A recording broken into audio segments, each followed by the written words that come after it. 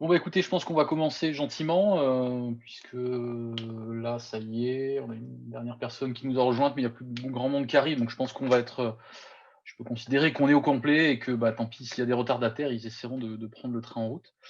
Bah, écoutez, hop, je vais attaquer ma petite présentation. Voilà, hop. Heu, donc, hop, si j'ai bien voilà. Donc, bah, tout d'abord, merci à tous, d'être là pour ce webinaire. Donc je m'appelle Yann Lefebvre, je suis, le responsable digital, entre autres, de la société Opens et donc je suis accompagné aujourd'hui d'Océane, donc notre, alternante en communication qui va m'assister dans la gestion de ce webinar. Donc je vais commencer par une brève introduction, pour expliquer un petit peu comment fonctionne Zoom, qu'est-ce qu'on va voir aujourd'hui et puis après on rentrera vraiment dans le vif du sujet. D'accord? Donc, tout d'abord, alors vraiment de manière très brève, après je ferai un sommaire beaucoup plus détaillé, mais vraiment pour que vous compreniez l'organisation générale de ce qu'on va faire, pendant ces 3/4 d'heure, demi-heure, 3/4 d'heure, je pense, ça dépendra un petit peu, des questions qu'on va avoir. Donc on va aborder la notion de LMS, de Learning Management System.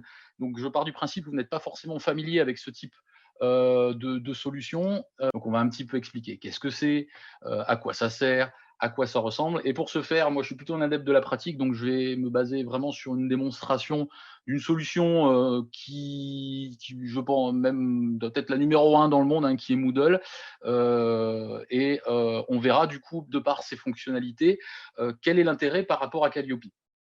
Voilà. Alors, sur l'utilisation de Zoom, tout le monde n'est pas forcément familier avec, cet élément, enfin avec cet outil pardon, si vous avez une remarque ou un commentaire, comme vous êtes en train de le faire, vous pouvez utiliser le chat.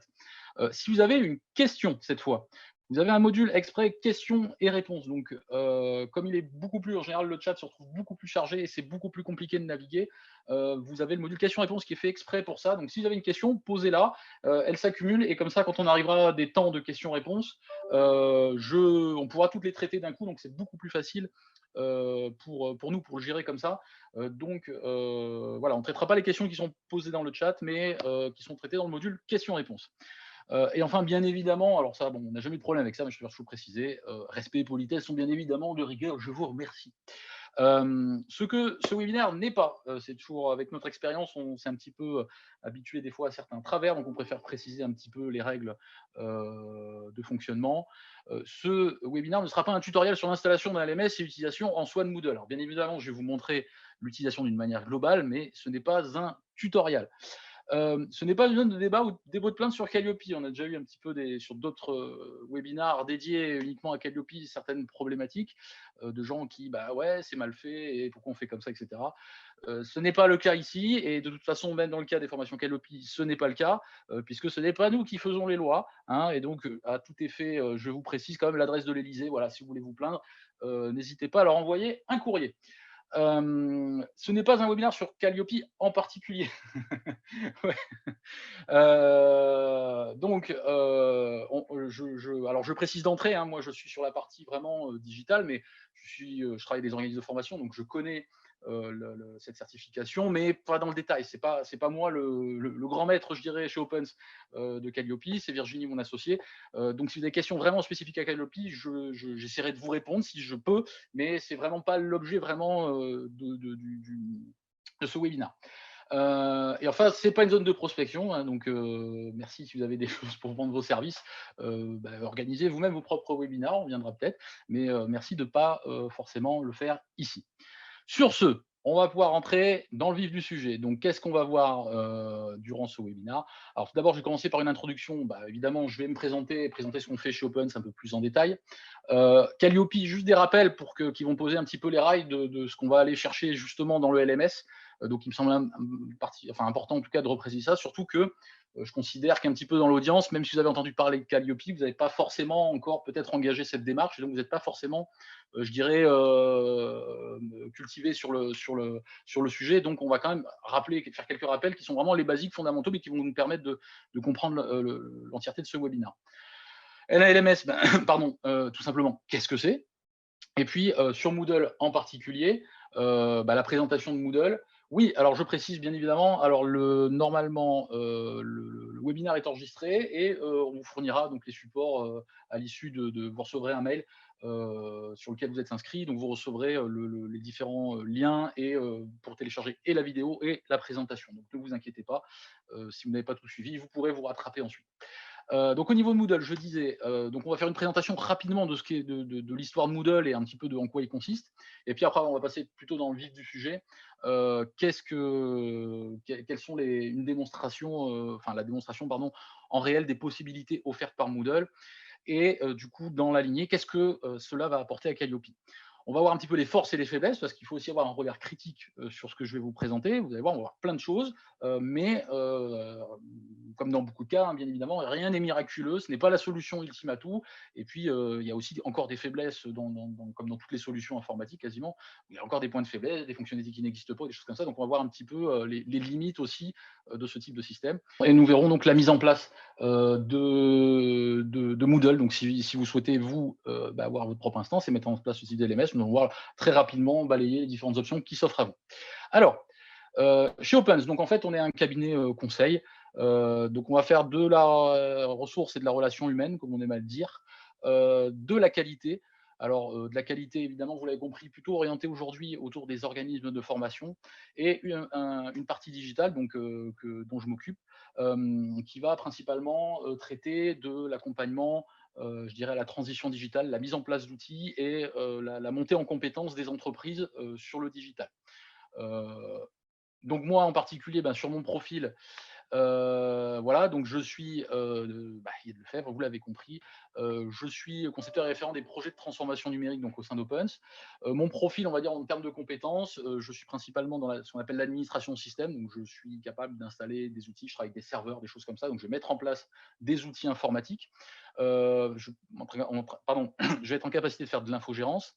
Je suis également formateur, donc j'enseigne également dans des écoles d'informatique par exemple, mais évidemment au sein d'Open, je vais faire des formations autour des outils que l'on propose. Je vais faire de l'appui conseil sur la mise en place d'outils. Et puis, je suis également accompagnateur de la transition digitale, donc je vais mettre en capacité aussi, pour le côté, je dirais, relations humaines, puisque nous, c'est un petit peu notre vision là-dessus, c'est que c'est pas simplement bombarder des outils dans les entreprises en disant vous allez voir, ça va être génial. On est plutôt vraiment intimement convaincus, et de par notre expérience dans différents secteurs, convaincus qu'on ne peut pas simplement imposer des outils comme ça dans les entreprises et qu'il faut accompagner à la fois les salariés et les dirigeants à leur mise en place. Voilà. Donc, Calliope. Alors, bref rappel, donc c'est une certification qualité qui est basée sur le référentiel national qualité, RNQ en version abréviée, divisé en 32 indicateurs. Donc, ces 32 indicateurs ne sont pas obligatoires pour tous les organismes de formation, ça dépend des actions de formation que vous menez. Donc, on ne va pas le détailler aujourd'hui, mais voilà, on part du principe qu'on a 32 indicateurs. Ça sera obligatoire à partir de janvier 2022 pour tous les organismes de formation. Alors là, il y a une coquille, ça fait partie des coquilles que je n'ai pas corrigées, dont les CFA, et dont les prestations sont en partie ou en totalité financées par les deniers publics, hein, c'est une formulation un peu générale, donc typiquement les OPCO. Donc si aujourd'hui vous avez des actions de formation avec les entreprises qui sont financées par les opérateurs de compétences, vous allez être concerné à partir de janvier 2022 par cette certification qualité, pardon. Et donc l'obtention de cette certification se fait via un organisme, elle est délivrée par un organisme certificateur après un audit. Donc cet audit, il est à partir d'une demi-journée, encore une fois, sur le nombre d'actions, sur notre chiffre d'affaires, ça peut aller au-delà. En général, c'est plutôt une journée, on va dire le format classique. Et donc lors de cet audit, on vous demandera de fournir des éléments de preuve. C'est-à-dire que sur les indicateurs, on va vous exiger voilà, on va vous demander par exemple de prouver que vous avez une amélioration continue. Donc pour ça, il va falloir que vous prouviez à l'auditeur ou à l'auditrice le jour de l'audit que vous avez bien une démarche d'amélioration continue. Et c'est là-dedans que, bien évidemment, on va vouloir y venir, c'est-à-dire que le LMS, la plateforme en ligne, et l'outil informatique vont nous permettre de produire certains éléments de preuve qui vont nous permettre de satisfaire à cette certification. Pardon, je passe un peu vite. Voilà. Donc, un LMS, qu'est-ce que c'est? Un LMS, c'est l'abréviation, donc, comme je vous le disais tout à l'heure, de Learning Management System. Donc, de manière très simplement, ça va nous permettre de, enfin, c'est une solution informatique, c'est avant tout un logiciel et qui va nous permettre de créer un espace de formation en ligne. Ces formations, alors on va pouvoir faire ce qu'on appelle de la liquidation de formation, c'est-à-dire qu'on va pouvoir simplement transposer des modèles présentiels en distanciel, d'accord. Mais en fait, ça permet d'aller bien au-delà. C'est-à-dire que ça nous permet de proposer enfin, des nouvelles modalités d'apprentissage. Donc on va voir un petit peu qu'est-ce que tout ça veut dire. Mais globalement, un LMS, on ne peut pas simplement aujourd'hui le réduire à c'est simplement une virtualisation de la formation. C'est bel et bien un nouveau mode de transmission, puisqu'on vous allez voir, on a un certain nombre d'outils à l'intérieur, ça va nous permettre de travailler de manière différente avec nos stagiaires, et donc de disposer de nouveaux outils qui vont nous permettre de dispenser les formations. Donc on va pouvoir avoir de nouveaux types de contenus. On va pouvoir travailler de manière synchrone et ou asynchrone, donc c'est-à-dire qu'on va pouvoir avoir des temps où on va laisser le stagiaire suivre des vidéos, répondre à des questions, faire des quiz, etc. Et puis on va avoir également des temps synchrones, c'est-à-dire on va pouvoir faire des points, par exemple, à intervalles réguliers, avec le stagiaire pour répondre à ses questions, peut-être lui transmettre certains modules de connaissances qu'il n'est pas possible de transmettre, je dirais, de manière digitale, hein, ça c'est aussi important. Mais voilà, il peut y avoir aussi des temps d'échange. Ça permet évidemment, alors là on va parler un peu plus business, d'étendre son territoire d'intervention, puisque là pour le coup votre formation va permettre votre public maintenant, si vous étiez localisé en présentiel sur une région, bien évidemment là on étend considérablement son territoire, puisque vous pouvez par exemple typiquement intervenir du jour au lendemain sur la France entière. Donc ça peut être intéressant. Ça permet de répondre aux nouvelles demandes du marché. Les MOOC et tous les dérivés, on le voit depuis plusieurs années, prennent un essor assez important, puisque ils permettent tout simplement un petit peu de correspondre à des nouveaux modes de vie, des gens qui travaillent, puis qui le soir veulent suivre une formation, veulent monter en compétences, donc suivant les domaines dans lesquels vous travaillez, voilà, ça peut être, ou sur lesquels vous intervenez, ça peut être ça répond à un nouveau besoin en fait concrètement. Et puis enfin, ça permet d'améliorer sa productivité, puisqu'en fait, en travaillant notamment avec des temps synchrones, asynchrones, vous verrez qu'on peut avoir un temps d'investissement de création de contenu qui après, finalement, c'est du temps d'intervention qu'on n'a plus. Donc c'est-à-dire qu'on va pouvoir vendre des formations sur lesquelles on va avoir beaucoup moins de temps à y consacrer, où il va y avoir certains automatismes et donc pour le coup, vous pourrez arriver donc à une productivité, une rentabilité supérieure. Heu Donc Moodle en particulier. Donc Moodle est un LMS open source. Qu'est-ce que ça veut dire? Ça veut dire que pour ceux qui ne sont pas familiers comment dire? Cette dénomination, l'open source, un logiciel, c'est publier les sources, en fait, le code source du logiciel. Donc le rendre complètement ouvert, d'où le nom. Donc en fait, ça va avoir plusieurs vertus. Alors vous connaissez peut-être, comme dans les outils un petit peu classiques, on va par exemple avoir LibreOffice qui remplace la suite Office de Microsoft en version open source. Vous avez également Linux que vous connaissez peut-être. Et donc en général, ça va avoir plusieurs vertus. Alors là, la liste évidemment est non exhaustive, mais très souvent les projets open source sont gratuits, ce qui est souvent pour ça qu'ils sont adoptés dans un premier temps, mais ils sont également très évolutifs, puisqu'en fait, il va pouvoir y avoir des contributeurs qui, voyant le code, vont pouvoir apporter des correctifs ou des ajouts de leur propre chef, vont pouvoir proposer des améliorations. Le fait de pouvoir accéder au code, s'ils sont en compétence de développer, ils vont pouvoir proposer des améliorations. De ce fait, ils sont très souvent personnalisables, c'est-à-dire qu'on va pouvoir les brander au nom de sa boîte, on va pouvoir ajuster le besoin parce que, par exemple, on ne va pas intervenir sur le même public, donc on va vouloir changer les couleurs, on va vouloir changer l'organisation, etc. Donc souvent, ce sont des solutions qui sont largement personnalisables. Elles sont très souvent interopérables, c'est-à-dire qu'on va pouvoir les interconnecter avec d'autres solutions. Par exemple, pouvoir des solutions qui vont utiliser l'authentification avec Google, par exemple, avec les comptes Google, pour inscrire les gens dedans. Voilà, on va pouvoir communiquer avec votre logiciel comptable pour générer automatiquement la facturation. Et souvent, c'est maîtrisable et sécurisé. C'est-à-dire qu'aujourd'hui, par exemple, Linux, qui est un système d'exploitation qui fait fonctionner 95% de l'Internet aujourd'hui, est un des systèmes les plus sûrs, puisque en fait, vous avez une communauté qui est énorme, donc qui va permettre de détecter plus facilement les problèmes de sécurité et proposer un correctif. Donc généralement, c'est des systèmes qui sont beaucoup plus sécurisés. Alors, c'est pas toujours vrai, hein, bien évidemment, ça dépend le type de projet, la maturité du projet, voilà, mais souvent, ils sont plus sécurisés. Donc pour en revenir à Moodle, il est également multilingue, ça peut être intéressant suivant, voilà, pour étendre également toujours votre territoire d'actions et également, on le verra, il a une très grosse communauté. Il est extensible, donc ça c'est aussi un point fort, c'est-à-dire que le fait qu'il soit open source et qu'il intègre une politique de plugin, d'extension, en fait, vous avez le logiciel de base, mais en fait vous allez pouvoir lui greffer toutes sortes d'extensions qui vont permettre d'étendre les capacités ses capacités. Donc ça le rend vraiment très intéressant. Il est en constante évolution. On va le voir un petit peu aussi je vous présente après un petit peu très rapidement l'historique de la solution. Et il a une très grosse communauté. Donc dès qu'on a besoin d'aide, etc., il y a un forum qui est très actif, qu'on trouve très facilement la solution à son besoin, je dirais, sur le forum. Et si on a une question et qu'on ne trouve pas la réponse, en général, voilà, on a une réponse assez rapidement.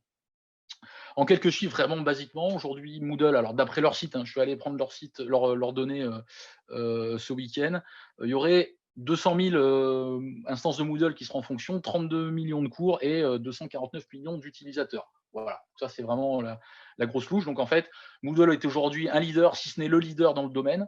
Donc c'est un incontournable. Voilà, donc on va se baser, c'est pour ça que je le retiens aussi, c'est que voilà, c'est très courant de le croiser et je vais vous montrer différentes instances plus tard. Donc l'histoire de Moodle très rapidement, mais ça va nous permettre vous verrez un petit peu dans la formulation critique, d'expliquer un petit peu où on est Moodle aujourd'hui, d'avoir un regard critique sur cette solution-là.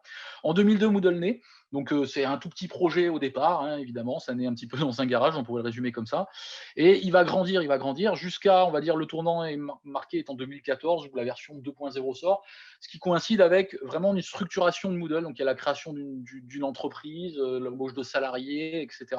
Et donc, on va dire, voilà, Moodle passe la seconde et devient un vrai projet informatique de grande envergure. En 2020, aujourd'hui, Moodle, comme je vous le disais juste avant, est une référence dans le domaine.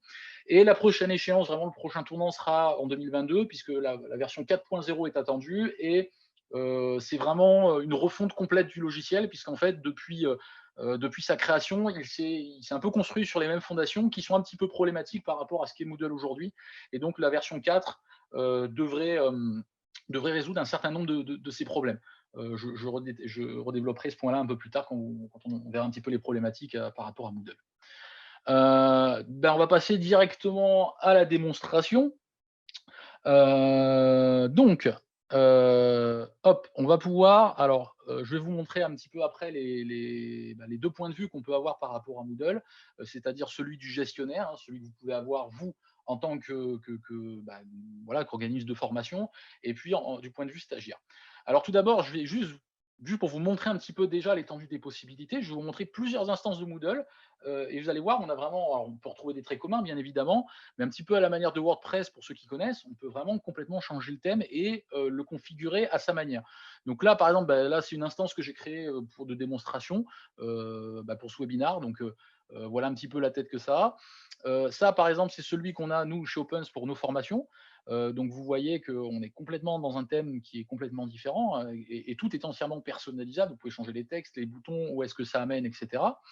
Là, par exemple, je suis intervenant dans une école d'informatique. Nous, on s'en sert en interne pour gérer les cours, l'échange avec les étudiants. Et vous comprenez bien qu'avec le confinement actuel, ça présente un certain intérêt. Et puis, par exemple, là, récemment, on a mis en place un Moodle pour l'UpCommerce, pour une formation autour du handicap, par exemple. Donc, vous voyez qu'on est vraiment sur des choses qui sont complètement différentes, qui sont entièrement personnalisables et qui vont nous offrir donc différentes possibilités.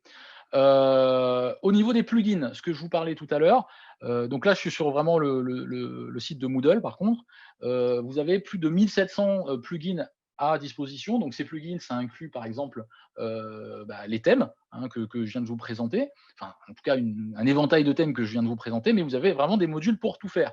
Vous avez par exemple, alors là je suis vraiment sur la page, je l'ai ouverte et je n'ai pas fait de recherche plus que ça, mais par exemple là j'ai un module de paiement, je vais avoir des modules pour me connecter avec des calendriers ou avec d'autres solutions, avec des serveurs d'identification, avec toutes sortes, avec Zoom par exemple typiquement. Donc je peux intégrer Zoom à l'intérieur pour créer des points de rendez-vous avec mes stagiaires et des conférences ou des réunions avec. Donc j'ai vraiment des questions pour des quiz, etc. Enfin voilà, vous allez le voir, on va pouvoir considérablement étoffer les possibilités via ce système de plugin. Pardon. Donc après, il y en a 1700. Alors concrètement, je vais aller tout de suite, je ne connais pas bien évidemment les 1700. Il y a à boire et à manger à l'intérieur, puisqu'il n'y a pas forcément, je dirais, de conditions d'accès pour proposer un module à l'intérieur. Donc, il y en a certains qui sont suivis, d'autres pas. Donc, il faut toujours être un petit peu vigilant quand on va utiliser un nouveau module pour voir s'il est quand même suivi, s'il est maintenu à jour. Mais voilà, en général, on a quand même une documentation qui est assez fournie. Mais quand même, sur la plupart des 1700, il y a quand même la plupart qui sont largement fonctionnels. Ce qui est très intéressant déjà au-delà dans Moodle, c'est que cette personnalisation, alors là je vais par exemple me baser sur le nôtre, c'est que vous avez vraiment, ça va au-delà du simple, je dirais de la simple formation virtuelle en quelque sorte, de salle de formation virtuelle, c'est que ça peut réellement devenir un portail pour vous, pour proposer vos formations. Donc par exemple, on propose une formation autour de Calliope pour préparer la formation Calliope. Eh bien, vous avez ici notre page vitrine entre guillemets qui va décrire les différents, enfin, ce qui va, voilà, les objectifs pédagogiques, opérationnels, tout ce qui est, voilà, pour ceux qui sont déjà familiers avec Calliope, ben, vous retrouvez certaines exigences de Calliope au travers de ça, la tarification, le nombre de personnes, etc. Donc le contenu détaillé, qui va faire la formation, ce genre de choses. Donc là, vraiment, c'est encore une fois, c'est entièrement personnalisable et c'est aussi un volet qui est intéressant, ça vous permet de proposer directement des formations en ligne. Alors nous, on l'utilise pas, mais vous avez, comme je l'évoquais par exemple avant en parcourant les plugins, vous pouvez mettre en place des modules de paiement, c'est-à-dire vous pouvez même proposer des formations qui sont, euh, je dirais, autonomes, quoi. Les gens arrivent, payent, ont automatiquement l'accès qui leur est débloqué et vont payer, accéder. Donc en fait, presque, vous n'avez rien à faire, puisqu'en plus, voilà, quand c'est du gré à gré, vous n'êtes pas forcément obligé de répondre, je dirais, au Calliope strict du terme, mais vous pouvez avoir voilà, un modèle qui tourne finalement sous un autre modèle en parallèle de vos formations classiques, mais proposer des contenus finalement sous la forme de MOOC qui vont tourner finalement un peu de même. Voilà. Donc ça, c'est dans les possibilités et il y a encore bien d'autres choses à faire, mais vraiment, c'est entièrement personnalisé. Vous pouvez vraiment adapter les choses comme vous voulez. Donc maintenant, je vais vraiment passer sur le côté gestion de la plateforme et vision du stagiaire. Donc là, on va rentrer un peu plus faire le lien un peu plus avec Calliope, vous allez le voir. Donc tout d'abord, vous avez la possibilité, alors là, je suis administrateur là, sur cette instance-là, et donc je vais avoir la possibilité de créer ce qu'on va appeler des cours à l'intérieur, et de traiter de différentes thématiques et de les classer par catégorie. Donc par exemple, voilà, j'ai créé une catégorie bricolage et une catégorie cuisine, et puis à l'intérieur, je vais pouvoir créer différents cours. Donc par exemple, j'ai créé un cours comment faire une pizza. Voilà, comme ça parle à tout le monde. Et donc à l'intérieur de ce cours, donc là, je suis en mode un petit peu normal administrateur, donc j'ai certains éléments qui sont visibles que par moi, évidemment, le stagiaire ne les verra pas. Et donc, je vais pouvoir composer mon cours à l'intérieur. Donc là, je suis en mode normal, je vais pouvoir, avec différents éléments, et je vais pouvoir activer le mode édition à l'intérieur et créer en fait la structure de mon cours avec les différents éléments qui vont le composer. Donc, je vais avoir tout d'abord une organisation que je vais avoir par exemple par section. Alors, encore une fois, cette organisation, je peux avoir des pages différentes pour l'organiser, je peux avoir toutes sortes de subdivisions, je dirais.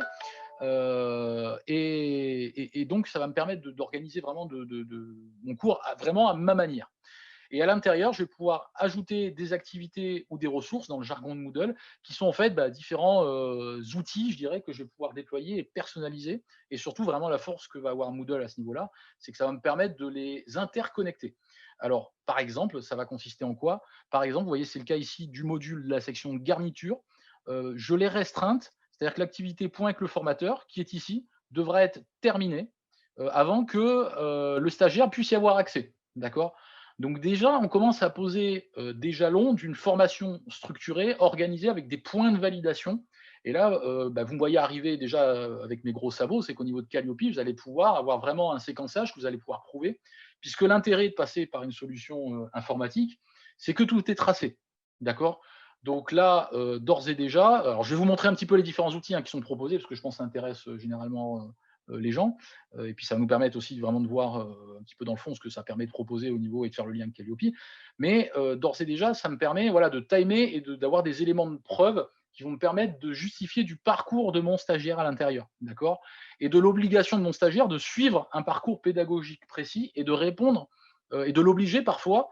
Ça va être le cas notamment à la fin, c'est-à-dire pour arriver et terminer sa formation, je vais par exemple l'obliger à me faire son retour de satisfaction.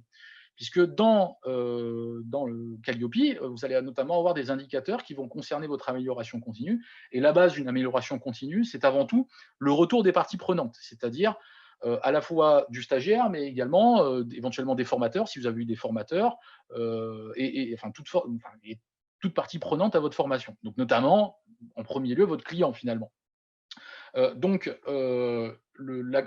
général, ce qui est compliqué dans cette démarche, et je pense que moi, je suis comme vous, hein, souvent, vous faites une commande en ligne, vous recevez quelques temps plus tard un mail du vendeur qui vous dit: «Est-ce que vous pouvez me remplir ce questionnaire de satisfaction?» Et 99 fois sur 100, en général, on ne le remplit pas.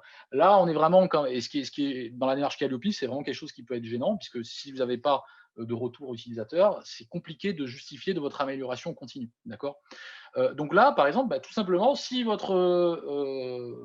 stagiaire veut finir sa formation, eh bien, il doit formuler ce retour. D'accord. Donc c'est conditionnel. Voilà. Donc ça, c'est un premier élément assez important. Alors, j'ai un peu digressé, mais je vais revenir à un petit peu ce que nous permet d'offrir euh, Moodle. Donc, je vais pouvoir ajouter des différents éléments. Alors, par exemple, j'aurai la possibilité de poser des annonces qui vont, par exemple, que les stagiaires vont pouvoir consulter, et les formateurs d'ailleurs vont pouvoir consulter.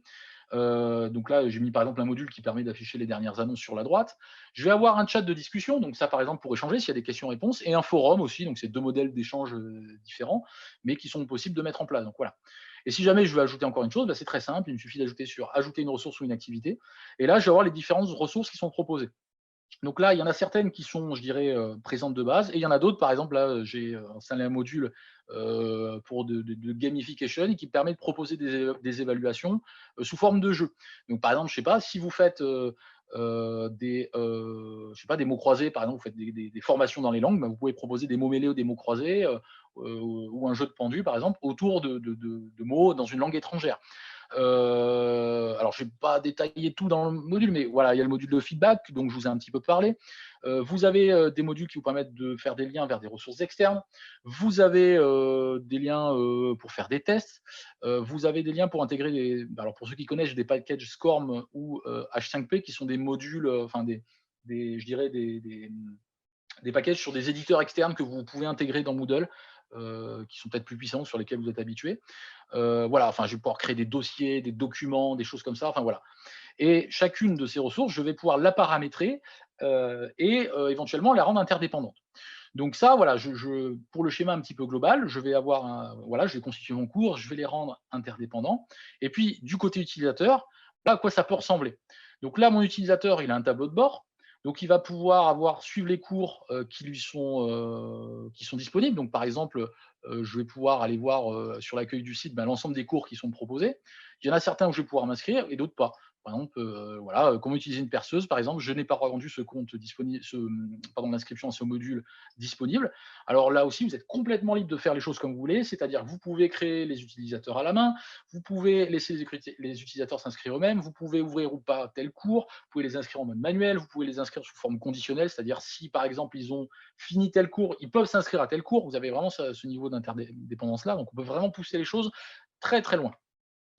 Et donc là, mon utilisateur, typiquement, voilà, s'est inscrit au cours sur comment faire une pizza. Et donc, voilà, par exemple, il peut suivre plusieurs cours en même temps, évidemment, et puis il peut suivre sa progression à l'intérieur. Donc, par exemple, voilà, je vais rejoindre ça et je vois que j'ai terminé déjà 2 modules et qu'il me reste à faire un point avec le formateur. Donc là, par exemple, j'ai inséré un module GT, ce qui me permet, en cliquant, de créer ici une réunion avec, alors ça évidemment, il faut se mettre un petit peu d'accord par mail avec le formateur, mais on peut créer directement à l'intérieur de ça, donc on n'a pas besoin de forcément galérer à ouvrir, à envoyer des liens par mail, tout peut se passer à l'intérieur. Et l'intérêt, encore une fois, c'est que ce point, il va être daté, il va être timé, et donc je vais savoir combien de temps je vais passer à l'intérieur. Et ça, c'est pour ceux, encore une fois, qui sont déjà familiers avec un petit peu Calliope, vous avez notamment des éléments de preuve sur l'exécution de la prestation. Vous devez prouver que vous avez bien, alors c'est notamment le cas dans des prestations qui vont faire appel à des financements des OPCO, ils sont souvent des exigences au niveau du temps passé. Vous prouviez que vous avez vendu une formation de 8 heures, il y a bien eu 8 heures de formation. Là, c'est un petit peu la même chose sur le distanciel, et c'est souvent, et là par contre, c'est un peu le revers de la médaille, c'est que en distanciel, c'est des fois compliqué de timer les gens.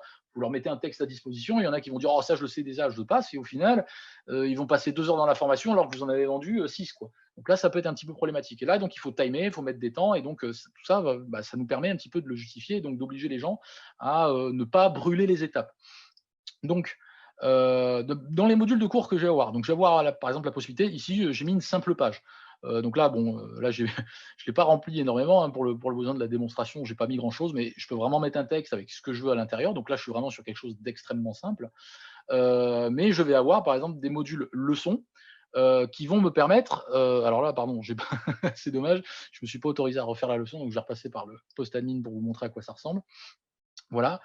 Et là, en fait, je vais avoir des modules que je vais pouvoir séquencer. Je vais avoir une leçon que je vais pouvoir organiser, par exemple, par séquence. Donc là, par exemple, je fais un module sur faire une pâte. Et donc, je vais pouvoir mettre des éléments, je vais pouvoir inclure des vidéos. Donc, par exemple, là, j'ai inclus une vidéo YouTube, tout simplement. Voilà. Donc, je vais pouvoir la visionner, la mettre en plein écran, etc. Et là, pareil, je vais pouvoir mettre un certain nombre d'éléments, plus ou moins étoffés, des images, ce que je veux. Et je vais pouvoir passer d'un élément à l'autre.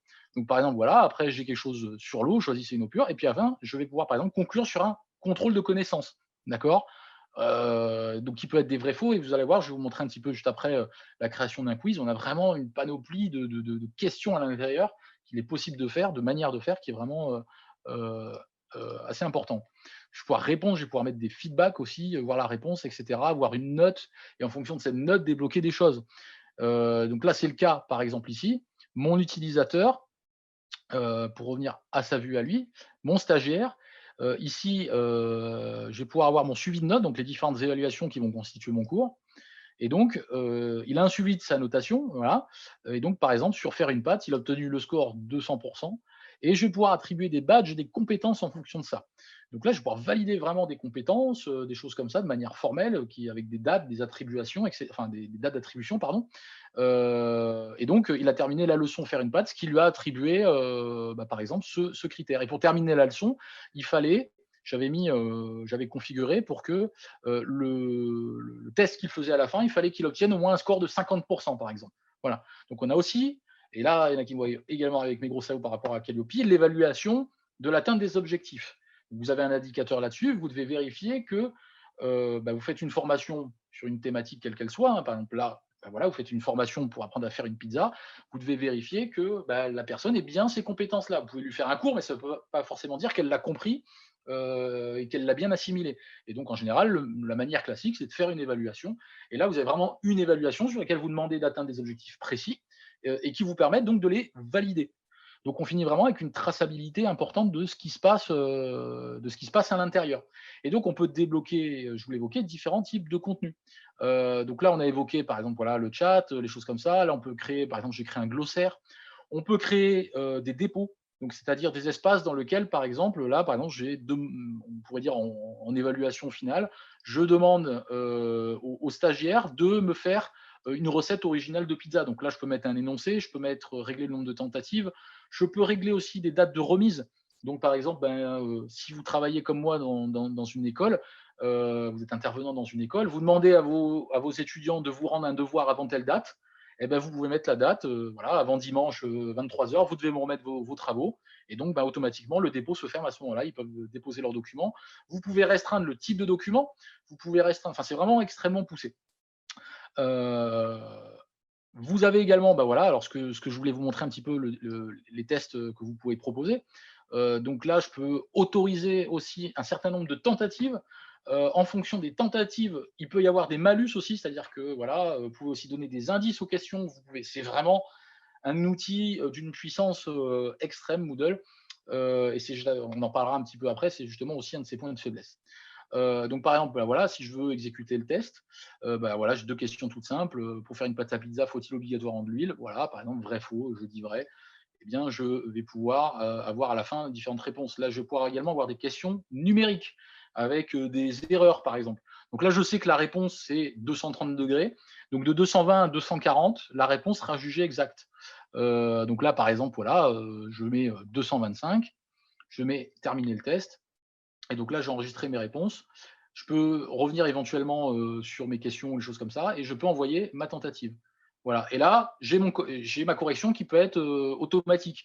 Donc là, on m'explique la réponse, voilà, bravo, la réponse Alors, je me suis un petit peu trompé, vous voyez, dans les réponses que j'ai mis, puisque j'ai mis bravo alors que c'était la réponse est fausse. Et voilà, là, la réponse correcte, donc ça m'a bien été validé alors que j'ai mis 225, mais la réponse correcte était exacte, était 230 degrés. Et donc sur chacune des réponses, je peux avoir attribué un nombre de points différents, qui peut être pondéré en fonction de la réponse, qui peut être, enfin, c'est là encore une fois, il y a beaucoup un niveau de personnalisation très élevé. Et donc là, ben voilà, je peux aller voir mes notes, combien j'ai obtenu, et cetera. Voilà, donc je peux suivre tout ça. Donc voilà, là, je n'ai pas encore déposé ma recette. Enfin voilà, il y a vraiment tout ça qui est personnalisable. Et donc, vous voyez, par exemple, mon retour s'est débloqué. Donc là, j'ai validé, c'était sous condition. Vous voyez, hop, on va essayer d'y retourner ici. Comment, pardon, pas faire une tarte aux pommes. Hop, on va y arriver. Comment faire une pizza. Et donc, mon retour ici était non disponible à moins que l'activité test final soit achevée et réussie. C'est-à-dire qu'il fallait qu'en plus, j'atteigne un certain score pour débloquer mon satisfaction. Donc vraiment que j'ai prouvé que j'ai fini mon module. Donc là, par exemple, à l'intérieur de mon module, je vais pouvoir répondre aux questions de satisfaction. Donc par exemple, là, j'ai mis quelques questions toutes basiques. De manière globale, comment évaluez-vous la formation? Donc je peux la noter. Je peux mettre des éléments, voilà, quels sont les éléments pour vous que nous pourrions améliorer. Et également, par exemple, un captcha qui me permet de valider que ce n'est pas un bot qui est en train de répondre. Donc voilà, on me demande où sont les feux de circulation, hop, hop, voilà, hop, et je remets mes réponses. Et moi, de l'autre côté, en tant qu'administrateur, je vais pouvoir aller chercher ces informations et aller voir un petit peu les retours que j'ai eus sur mon questionnaire de satisfaction. D'accord? Alors, à noter que, par exemple, là, ce module-là, je l'ai mis en réponse anonyme. Alors, bien évidemment, là, j'ai qu'un utilisateur, donc je sais lequel mathématiquement a répondu. Mais à force, je vais avoir une anonymisation plusieurs d'utilisateurs, plus je vais les avoir de manière anonymisée. Donc, ça aussi, c'est un important élément, un élément important que je pourrais exporter les données, par exemple, vers Excel. J'ai des graphiques qui peuvent être automatiquement générés à l'intérieur, d'accord? Voilà, donc tout ça, ça fait vraiment des éléments importants au niveau de la qualité. Et pour aller encore plus loin, vous avez, alors là, j'ai pas installé tous les modules qui permettent vraiment de répondre à toutes les problématiques vis-à-vis de Calliope, puisque en fait, suivant le type de formation que vous allez faire, les éléments de preuve vont pas à produire, vont pas être les mêmes. Donc, il y a vraiment beaucoup de possibilités. Mais par exemple, je vous en montre un qui est un grand classique. Je vais avoir la possibilité de générer des rapports. Donc, par exemple, je vais avoir un rapport d'achèvement d'activité, donc je vais pouvoir voir qui a fait quoi, quand, à quel moment, etc. Je vais pouvoir vraiment aller encore plus loin, c'est-à-dire vraiment, j'ai les journaux détaillés des différentes actions. Donc, je vois même moi ce que j'ai fait à l'intérieur, je vois quand qui a cliqué où, qu'est-ce qu'il a fait, qu'est-ce qu'il a remis, à quelle heure, et même depuis où. Alors, au bout d'un moment, par un respect de RGPD, les données s'anonymisent automatiquement. Mais je vais vraiment avoir des choses qui sont très poussées et je vais même pouvoir avoir ici un élément important qui est ce qu'on appelle le degré, enfin un module qui est le degré d'implication et qui va me permettre donc de voir par exemple que mon utilisateur Jean Test a passé globalement 4 heures sur la formation, enfin bientôt 5 heures, d'accord. Et je peux vraiment aller dans les différentes, voilà, trier par date, etc., combien de temps ont passé, etc. Et je peux vraiment avoir un suivi détaillé de chacun des utilisateurs, quand est-ce qu'il s'est connecté la dernière fois, générer automatiquement des notifications qui vont permettre de me prévenir ou de prévenir l'utilisateur. Attention, ça fait 15 jours que vous n'êtes pas connecté, pour le bon déroulement de notre formation, je vous invite à raccrocher les wagons et à nous rejoindre pour continuer votre formation et la garder valide. Sinon, on va dépasser des délais, par exemple, des délais qui peuvent être conventionnels, par exemple, avec les OPCO. Donc, voilà, c'est des éléments qui sont assez importants à prendre en compte. Donc, on a vraiment tous ces éléments-là. Alors, je vous en montre vraiment encore une fois un tout petit éventail, mais c'est pour que vous compreniez un petit peu la logique de ce logiciel et tout ce que ça peut apporter. Donc voilà pour la démonstration. Je reviendrai sûrement tout à l'heure dessus si vous avez des questions en particulier. On explorera un petit peu tout ça. Je reprends la partie PowerPoint et puis on verra à la fin pour les questions-réponses si vous voulez qu'on approfondisse des choses en particulier. Donc cette phase de démonstration étant réalisée, donc en éléments de synthèse, donc par exemple au niveau des éléments de preuve qui sont exigés par le référentiel national qualité, donc qui va servir de base à la certification Calliope. Il y a vraiment alors que je vous l'ai indiqué tout à l'heure, il y a des indicateurs.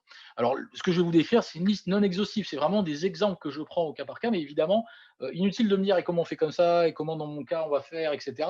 C'est vraiment en général du cas par cas, et ce qui est généralement la bonne démarche à faire, c'est de le comprendre pour vous l'approprier et comprendre de manière vraiment intelligible et je dirais intelligente comment vous allez pouvoir adapter les exigences du référentiel à votre cas en particulier. D'accord? Vous l'avez compris, on peut tout faire sur Moodle. Suivant vos formations, vous allez prendre tel angle ou tel angle en termes de manière de faire. Et donc, au niveau du référentiel, forcément, il y a des choses qui ne vont pas vous concerner. Donc là, je prends des exemples un petit peu classiques qui sont généralement transversaux, mais ça ne veut pas dire que ne prenez pas, je dirais, au pied de la lettre exactement tout ce que je vais dire. Oui, ok, je suis désolé. On arrive à la fin de toute manière, mais on est vraiment sur la dernière diapo et effectivement, j'ai été un peu plus long que prévu. Merci Cécile d'être venue. On vous enverra vous aurez la suite de la vidéo si vous voulez dans le mail qui va suivre. Donc je vais accélérer effectivement, je n'avais pas vu que le temps passait aussi vite. Donc au niveau du référentiel, donc dans les cas particuliers, par exemple, on va vous demander de fournir des supports. Là, forcément, le support, il est par lui-même. Il suffit de montrer quelque part votre LMS et vous avez l'ensemble des supports à l'intérieur pour prouver à l'auditeur que vous fournissez les supports à l'utilisateur. J'ai presque envie de dire, ça se prouve par soi-même, puisque pour suivre la formation, votre stagiaire doit suivre la formation qui est en ligne. Donc forcément, consulter les supports qui sont mis à sa disposition. Donc là, quelque part, on a un élément de preuve vraiment flagrant. Évaluer l'atteinte des objectifs. Donc là, en passant par les évaluations en ligne, eh bien évidemment, on prouve l'atteinte des objectifs. On vous demande de prouver la mise en œuvre. Donc, ce que je vous évoquais tout à l'heure sur le temps passé, par exemple, que le stagiaire a eu à l'intérieur qu'il a passé à l'intérieur de votre session, de votre cours, vous prouvez que vous avez bien mis en œuvre la formation. Vous avez, au niveau des indicateurs 30, 31, 32, prouvé l'amélioration continue, c'est-à-dire que vous avez une démarche où vous améliorez constamment. Donc, le fait d'évaluer à la fin la satisfaction de votre utilisateur, c'est un élément fondamental de l'amélioration continue. Ce n'est pas le seul, hein, bien évidemment, hein, on verra aussi dans les limites, mais c'est un super outil. Prévenir les ruptures de parcours dans l'indicateur 12. Donc, c'est-à-dire, si vous avez des gens qui abandonnent, qui ne suivent pas, c'est l'exemple que je vous prenais tout à l'heure, vous avez quelqu'un qui ça fait longtemps qu'il n'est pas venu sur votre plateforme, eh bien, vous pouvez le détecter. Et donc, vous pouvez le prévenir et donc le ramener dans la formation. Vous avez également informé du déroulement.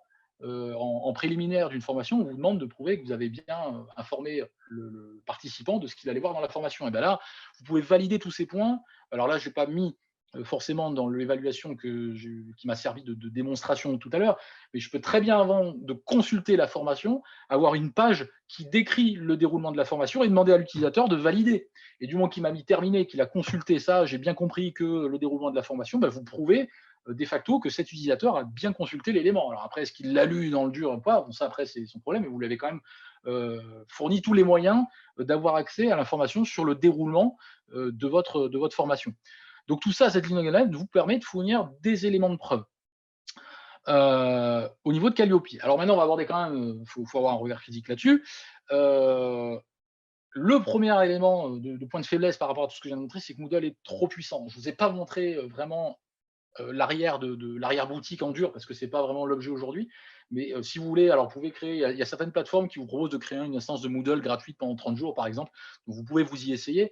Vous allez voir que le logiciel vous pouvez vraiment tout paramétrer. Et du coup, il y a vraiment une impression usine à gaz. Donc, avec un langage qui peut être particulier, surtout si vous n'êtes pas forcément, je dirais, un grand familier de l'outil informatique, hein, de l'utilisation de l'informatique, on est très vite perdu. On est très vite perdu. Même moi, honnêtement, ça m'arrive des fois de chercher. Voilà, il ne faut pas s'y prendre exactement. Alors nous, voilà, avec le confinement, on est là aussi pour avoir un petit peu ce besoin-là. C'est qu'avec le confinement, il y a beaucoup d'organismes de formation qui se sont retrouvés un petit peu au dernier moment à pouvoir faire présentiel et donc à devoir basculer en e-learning. Et effectivement, c'est un outil qui permet de faire des choses absolument grandioses, mais c'est très compliqué. Surtout qu'en plus, pour ne pas vous aider, Moodle n'est pas vraiment ergonomique. Alors là, je rebondis sur ce que je vous disais tout à l'heure sur l'historique de Moodle, c'est-à-dire que c'est un logiciel qui s'est créé il y a plusieurs années, il a continué à évoluer, et en fait, il s'est un peu perdu dans lui-même, c'est-à-dire qu'il s'est construit sur de mauvaises fondations, et donc aujourd'hui, il n'a pas été conçu pour être aussi gros à la base, et en fait, il a vraiment grandi, et des logiciels comme WordPress, il y a quelques années, si vous connaissez, ont justement connu ce changement, je dirais, d'échelle, et ont dû engager une énergie colossale sur la refonte complète de l'architecture du programme pour finalement avoir un nouveau rebond et être beaucoup plus facile à gérer. Et donc aujourd'hui, en fait, c'est un petit peu une maison construite sur de mauvaises fondations, il y a des patchs un peu partout, et du coup, c'est pas forcément c'est compliqué de s'y mettre. Voilà. Donc ça, c'est vraiment, je dirais, si vous envisagez de mettre un Moodle en place, partez du principe qu'il va y avoir une énergie d'activation qui va être assez importante au départ pour sa prise en main. Autre élément important à prendre en compte, produire du learning, c'est long. Au-delà de Moodle, la configuration, la création de vidéos éventuellement, parce que ça, c'est vrai que c'est quand même quelque chose qui est assez intéressant dans Moodle, c'est que vous allez pouvoir vous filmer, par exemple. Donc, vous allez avoir des choses éventuellement à tourner, à mettre en place, à enregistrer, à scripter, des contenus à rédiger. Ce n'est pas forcément quelque chose qu'on fait. C'est vrai que si vous avez fait de la formation, vous êtes habitué à faire de la formation présentielle, bah, des fois, on fait une diapo, on met 4 images, et puis après, le reste, on commande dessus, on va faire des exercices, on va faire des exercices pratiques, et tout ça, des fois, c'est beaucoup plus rapide à faire que de le faire en digital et de rédiger l'intégralité d'un texte. Et donc ça, c'est aussi quelque chose qui va se rajouter au départ. Et enfin, attention, et là je reboucle par rapport à Calliope, un LMS n'est qu'une aide pour Calliope. Donc, c'est-à-dire, je vous ai montré plein d'éléments qui peuvent vous aider à répondre aux exigences, mais attention, si vous avez quelque chose qui vous génère des notifications automatiques que vous ignorez, bah, évidemment, là, par contre, vous allez vous prendre les pieds dans le tapis. Hein. Ça, c'est vraiment important de le comprendre, c'est une aide. Le e-learning va inclure aussi de nouvelles exigences quelque part et des nouvelles modalités qu'il va falloir évaluer d'une certaine manière. Donc, si vous accumulez des questionnaires de satisfaction de vos clients et que vous n'en tenez pas compte, eh bien, vous ne prouverez pas que vous avez une amélioration continue. D'accord. Donc, c'est une aide, c'est un nouvel outil, c'est une nouvelle boîte à outils qui peut augmenter votre productivité, qui peut automatiser en partie ou en totalité certains process, mais qui ne remplace pas votre regard critique et votre intervention. Donc ça, je suis particulièrement vigilant, enfin, je vous invite à être particulièrement vigilant là-dessus. C'est un outil, ça ne répond pas à tout. Donc voilà, ne prenez pas ça complètement pour acquis. Enfin, je vais clôturer un petit peu là-dessus, puisque souvent, dans la continuité, ok, c'est bien beau, j'ai parlé de, de Moodle pendant 1 heure, donc maintenant, on va voir si vous en voulez un, si vous voulez vous équiper d'un Moodle. Globalement, là, pareil, la liste n'est pas exhaustive et je ne suis pas là pour vous dire ce qui est forcément bien ou pas bien. Ça, le besoin correspond à chacun et donc à vous de vous adapter. Donc, vous avez globalement 3 options. La première qui est de prendre Moodle clé en main. Donc, vous avez un certain nombre, dont Moodle, hein, vous avez un Cloud Moodle qui vous permet, donc, suivant une tarification mensuelle, par exemple, ou annuelle, ou à l'utilisateur, d'avoir une instance clé en main. Vous cliquez, vous remplissez les champs, vous saisissez votre carte de crédit et pouf, 5 minutes plus tard ou dans les secondes qui suivent, vous avez votre propre instance de Moodle à mettre à disposition, à votre disposition. Donc ça, c'est une première manière de faire. La deuxième manière, comme je vous l'ai dit, le code il est open source, vous pouvez le récupérer, vous pouvez l'installer vous-même. Donc ça, si vous avez typiquement déjà votre infrastructure, ou vous envisagez d'avoir une infrastructure informatique pour héberger d'autres outils, eh bien vous pouvez tout à fait l'installer vous-même, d'accord, ou faire appel à votre prestataire attitré pour le mettre en place sur votre machine, par exemple. Et enfin, vous avez l'option 3, qui est, je dirais, les solutions hybrides. Donc, vous avez, alors, si le terme parle à certains, vous avez les NAS, qui sont des disques durs réseau, mais qui sont aujourd'hui des choses, par exemple, les NAS Synology, peut-être, pour ceux qui connaissent un peu le terme, qui sont des solutions, des petits boîtiers informatiques qui permettent normalement de stocker des données, tout simplement, mais qui, certains, permettent en un clic quasiment de déployer aussi un Moodle. Voilà, vous avez un projet qui s'appelle Moodlebox, aussi qui est un projet je dirais un peu amateur sur le sujet, mais qui vous permet d'installer un Moodle sur une petite carte qu'on appelle un Raspberry Pi. Et dans les solutions hybrides, on a aussi un truc, c'est la petite minute promotionnelle chez Opens hein, du webinar. On a aussi une solution qu'on est en finalité de déploiement. Donc vous avez finalement la primeur dans ce webinar, on n'en a pas parlé encore jusqu'à maintenant, qui est en fait ce qu'on a appelé pour l'instant l'Opens Box, et qui est en fait, si vous voulez, une espèce de boîtier qui va héberger un certain nombre de services, dont Moodle. Donc vous allez trouver à l'intérieur, c'est un genre de boîtier clé en main, si vous voulez, avec déjà plein de solutions préinstallés. Et on va trouver des logiciels comptables, des logiciels de documentation, un cloud, des logiciels de gestion de projet, des logiciels de chat, et donc évidemment Moodle. Voilà, donc si vous voulez déployer ces installations, voilà, c'est un produit qu'on va lancer courant janvier, donc si ça vous intéresse, on vous tiendra au courant sur les réseaux sociaux, et enfin, notamment LinkedIn ou sur notre site si vous voulez nous contacter. Et voilà, donc ça sera, c'est une solution personnalisable, clé en main. Voilà, en gros, vous arrivez, vous le branchez sur votre box, et puis vous branchez une prise d'électricité, et vous avez accès à votre propre infrastructure en fait informatique. Voilà. Merci de votre attention et puis on va tout simplement passer au moment, je dirais, questions-réponses. Donc vous avez notre mail, contact@opens-.fr ou notre site internet si vous voulez retrouver nos différents prestations ou contacts, si vous voulez nous recontacter.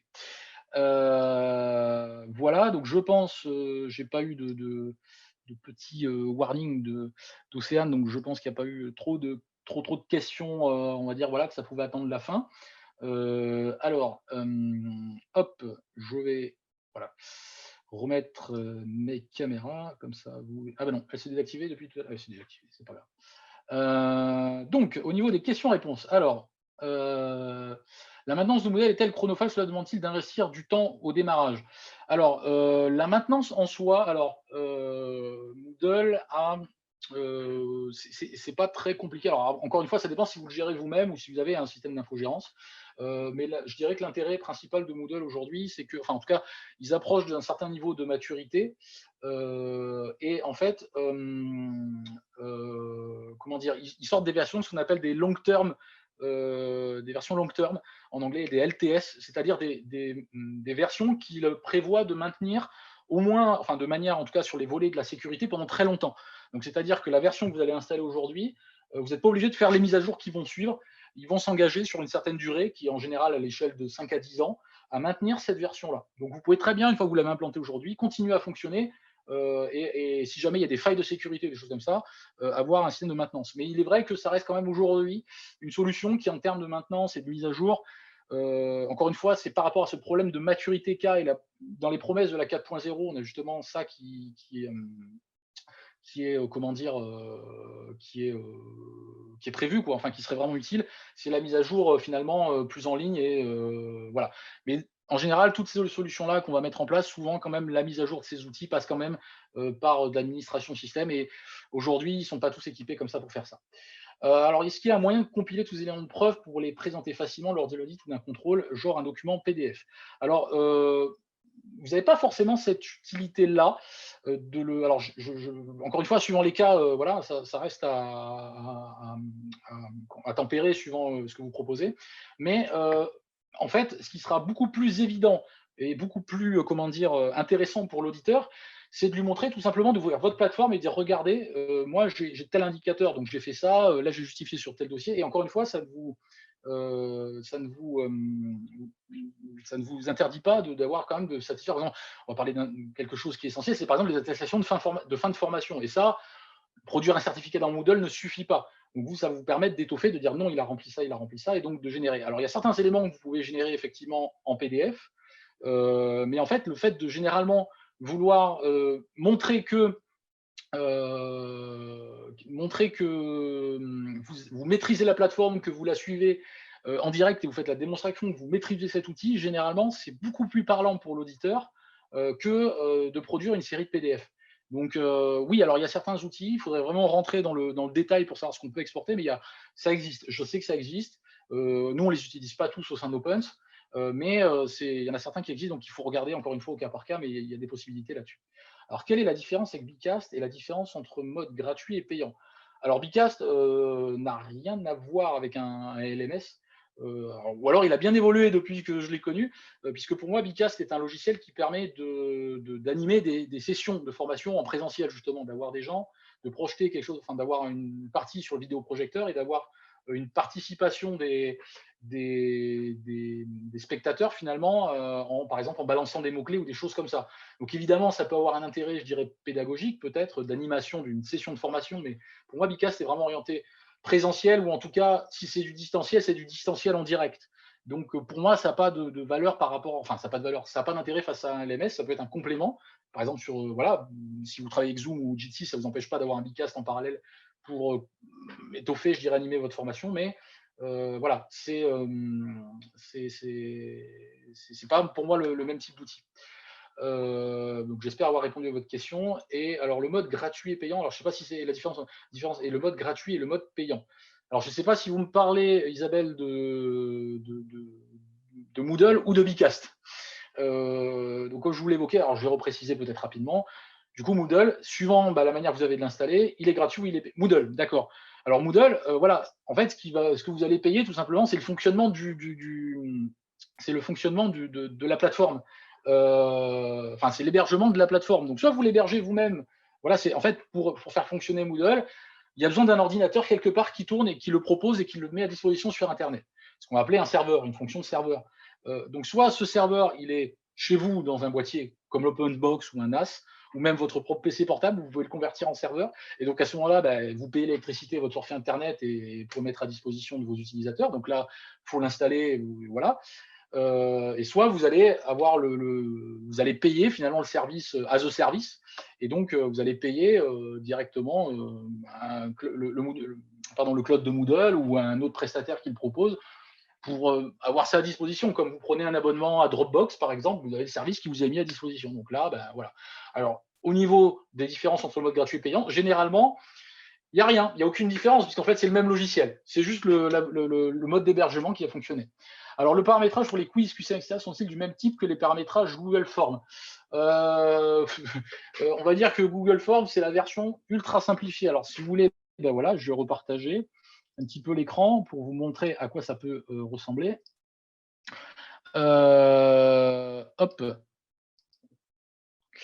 Et donc, quand je vais configurer un quiz, hop, je retourne sur faire une pizza.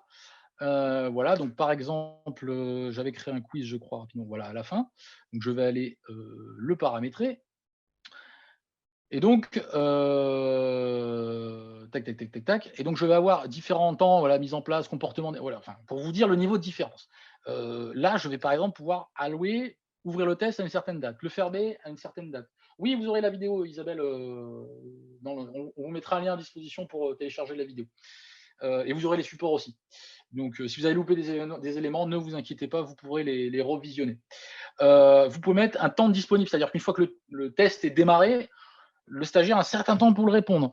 Vous avez la gestion des notes. Par exemple, la note, ce que je vous disais, le nombre de tentatives tout à l'heure, vous pouvez mettre illimité, 9, 10, etc. Et la note qu'il faut pour passer. La mise en page, c'est-à-dire, voilà, chaque question, une page par question, 2 pages par question, 3 enfin voilà, pardon, 2 questions par page, etc. Vous avez le comportement des questions que vous pouvez régler. Vous pouvez mélanger les éléments des questions, vous pouvez mettre voilà, le comportement du feedback, par exemple. C'est-à-dire, tout à l'heure, il a fallu que je réponde à toutes les questions pour avoir à la fin, une fois que j'ai envoyé ma tentative, à voir est-ce que j'avais juste ou pas, et pourquoi si j'avais juste, pourquoi, si j'avais faux, pourquoi, et ainsi de suite. Je peux le régler par exemple par question. Une fois que je réponds à une question, paf, de suite savoir si j'ai bien répondu ou pas. Les options de relecture, c'est-à-dire à la fin, est-ce que je peux revoir mon test ou pas, est-ce que je peux le relire après ou pas, enfin c'est vraiment de cette vision-là, c'est extrêmement varié. Il y a vraiment, voilà, vous voyez, restreindre l'accès, je peux le restreindre à un groupe ou à une condition ou à une date ou à un profil utilisateur. Donc en fait, vous voyez, je vais beaucoup plus loin, juste, et là je suis juste dans le paramétrage du comportement global. Et après, quand je vais aller au niveau des questions, alors il me semble que il faut que hop, voilà, il faut que j'aille dans modifier le test cette fois. Et donc là, je vais avoir le paramétrage des questions. Donc là, je vais pouvoir ajouter des questions, les mélanger. Je vais pouvoir créer des banques de questions, c'est-à-dire vraiment, je sais pas, je vais pouvoir créer 10 questions autour de la pizza et mon système va automatiquement, aléatoirement, en piocher une. Donc en fait, chaque stagiaire aura une question différente. Je peux, alors là, par exemple, le temps de cuisson, par exemple, voilà, je vais aller éditer cette question-là. Donc je vais pouvoir la mettre en forme, ajouter des images, des vidéos si je veux à l'intérieur. Je vais pouvoir mettre la réponse, le taux d'erreur, la note que ça permet d'attribuer. Voilà, je peux avoir que 50%. Je peux avoir, en cas de tentative multiple, je peux mettre des pénalités. Donc à chaque fois qu'il retente la question, je peux mettre, voilà, il perd un tiers des points, même s'il répond juste. Voilà, vous voyez qu'on on va infiniment plus loin que ce qui est possible dans Moodle. Et c'est ça qui le rend, voilà, puissant, mais compliqué. Et au niveau du type de question, alors là, j'ai mis une question numérique, mais il faut savoir que vous avez, par exemple, la possibilité de mettre des questions qui vont par exemple, si vous faites des questions de maths, vous avez alors pardon, je ne suis plus dans la modification. Ah oui, voilà, vous ne pouvez pas ajouter parce qu'il y a déjà quelqu'un qui a tenté ce test, donc je ne peux plus le modifier. Donc je vais créer un nouveau test pour que vous puissiez visualiser, par exemple, de base, les types de questions que je peux faire. Hop, je vais activer le mode édition, voilà, ajouter une ressource. Et donc là, par exemple, et là, j'ai activé le module de quiz, mais uniquement vraiment le module de base, hein. Alors, je suis habitué à la version anglaise, donc je retrouve plus. Oui, test, voilà, pardon. Voilà. Voilà, bon, je vais l'appeler test pour l'instant. Voilà. Et donc là, ce test, je vais pouvoir aller dans ces paramètres. Mince, pardon, je suis allé trop vite. Et voilà, vous voyez, dans les ergonomies que je vous parlais, c'est pas toujours évident d'aller chercher. Voilà, je vais pouvoir aller modifier le test. Et donc là, je vais pouvoir ajouter une question. Et donc là, vous voyez, par exemple, j'ai tout ce type de questions. Je vais pouvoir poser des questions à choix multiples, des vrais faux, des appariements. Donc, je vais pouvoir déposer des éléments les uns dans les autres, par exemple, par catégorie. Des réponses courtes, des réponses numériques, des compositions. Donc, les gens vont pouvoir faire, par exemple, des rédactions. Et c'est après à l'enseignant derrière d'évaluer, d'attribuer une note, par exemple. Donc, ça peut être à la fois automatique, mais semi-automatique. Je vais pouvoir faire des questions calculées. Donc là, je vais pouvoir poser des formules, insérer des variables et mettre l'équation et donc avoir des questions qui sont toujours aléatoires. C'est-à-dire que vraiment, il faut connaître la formule pour répondre à la question. C'est pas, même si vous avez 15 élèves qui sont situés les uns à côté des autres, ben, ils ne pourront pas se passer la réponse. Des calculs à choix multiples, des calculs simples. Enfin, il y a vraiment vous voyez, des glissés-déposés, des marqueurs, vous pouvez faire des phrases à trous. Enfin, vraiment, il y a des questions mathématiques. Et encore là, je suis uniquement dans le module de base. Après, vous avez des modules que vous pouvez rajouter pour vraiment faire des questions, comme celui que j'avais ajouté tout à l'heure, qui vous permet par exemple de faire des mots croisés. C'est un type de quiz. Voilà.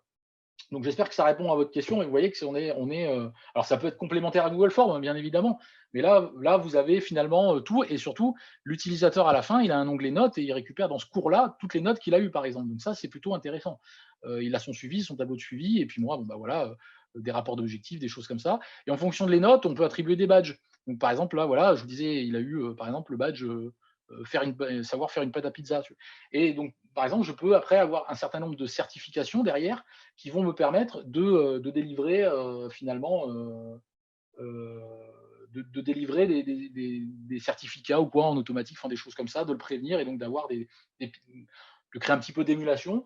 Et puis également, si vous avez plusieurs modules de cours, de les intriquer ensemble parce que sur tel cours, il va y avoir tel module, sur un autre cours, il va y avoir tel module. Et du coup, comme la personne aura obtenu ces deux modules, automatiquement, elle obtiendra telle certification. Voilà. Bon, bah écoutez, je sais pas, il y a plus de questions. Donc je suppose avoir été peut-être suffisamment clair. Donc, bah écoutez, s'il n'y a pas d'autres questions, je ne vais pas vous retenir plus. Donc, bah, merci de nous avoir, de m'avoir écouté pendant cette heure. Surtout si vous avez d'autres questions par rapport à ça. Alors, bien évidemment, ce que je n'ai pas précisé, c'est que sur les différentes modalités, quand même, vous voyez, je ne suis pas très commercial quand même, mais sur les 3 options que je vous ai proposées quasiment d'installation de Moodle, nous pouvons vous accompagner, hein. On a les 3 compétences, qu'il s'agit de vous accompagner pour le mettre en place dans un cloud, s'il s'agit de la mettre en place sur votre infrastructure, s'il s'agit de mettre en place votre infrastructure, vous accompagner à la mise en place de votre infrastructure, incluant Moodle, nous pouvons vous accompagner. Et donc, on peut vous accompagner sur tous les volets. Évidemment, on fait des formations bien approfondies sur Moodle. On peut vous accompagner. On l'a fait, voilà, par exemple, ce que j'ai fait Club Commerce. C'est moi qui ai mis en place leur Moodle selon leurs exigences. Donc, voilà, j'espère que. Enfin, voilà, on peut répondre à ces 3 volets. Et évidemment, vous l'avez compris sur Calliope, c'est pas moi le grand spécialiste, mais notre grand gourou Virginie répondra également, fait de l'accompagnement à la certification. Elle est auditrice. Enfin, voilà, elle a un peu toutes les casquettes sur le sujet. Donc surtout, si vous avez des questions et des besoins dans le domaine, n'hésitez pas à reprendre contact avec nous. Voilà, bah écoutez, j'ai pas la webcam pour vous faire un coucou. J'avais mis sur le téléphone, je pense que j'ai plus de batterie, mais le cœur y est. Donc merci de nous avoir suivis et je vous souhaite une excellente soirée. À bientôt.